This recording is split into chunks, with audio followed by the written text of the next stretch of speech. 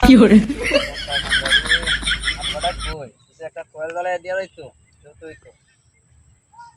গেন্দাটা কই গেল? গেন্দাটা কাজ কাম ফালাই তুই খালি সারাদিন জিম পারে। কিরে গেন্দা, এই গেন্দা তুই নেবো এসছ খালি জিম পারলে কাজ কাম আছে, কাজ কাম করা ওই লাগবো। আরে অনেক কাজ করেছি। হ্যাঁ কি কাজ করে আছিস তুই? আরে গরম অনেক পানি টানি লাগে এটা পুরাই তো এসে ভাত খাইছি খাইয়া তাল দিয়ে দইয়া তুই আইছি। আরে গেন্দা রে তুই আমার বুঝছিস না রে বাবা। এই ওতানি একটা মগের ভিতরে পানি বললে কি তো সারাদিন লাগে? সারাদিন পরিশ্রম করে আইছি তো এত কথা কইেন না তো, একটু ঘুমাই একটা কোয়েল জ্বালায় দিয়ে যান। বাবা তুই জিমা, আমি দেখি অন্য লোক নি ভাই। কি করে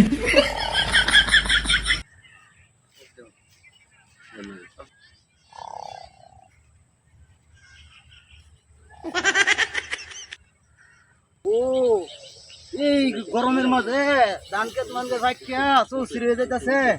গেন্দাটা তো গেল কই? গেন্দাটা রে পাইতাছি না। পাইয়া লই আজকা আইয়া এর বাবার নাম বলে গেন্দার করে। আসসালামু আলাইকুম দাদা। ওয়ালাইকুম আসসালাম। কি অবস্থা?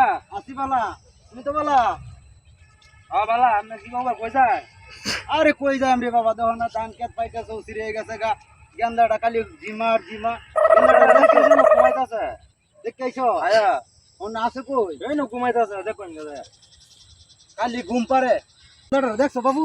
দেখছি তো আমরা দেখো কই আছে, দেখো দেখো ওই যে ঘুমাইতাছে। এই যে গেন্দা।